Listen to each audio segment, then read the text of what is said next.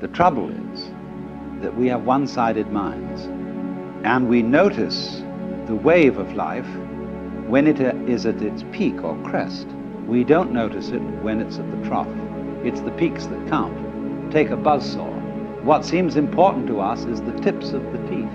They seem to do the cutting, not the valleys between the teeth. But do you see, you couldn't have tips of teeth without valleys between them. Therefore the saw wouldn't cut without both tips and V-shaped valleys.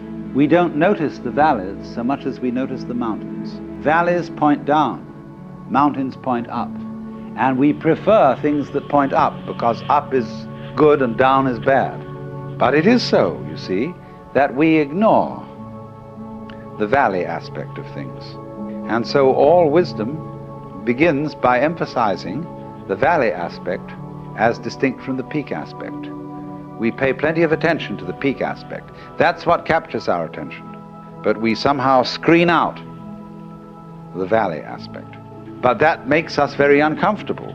It seems that we want and get pleasure from looking at the peaks, but actually this denies our pleasure, because secretly we know that every peak is followed by a valley, the valley of the shadow of death. And we are always afraid because we are not used to looking at valleys, because we are not used to living with them. They represent to us a strange and threatening unknown. Maybe we are afraid the principle of the valley will conquer and the peaks will be overwhelmed.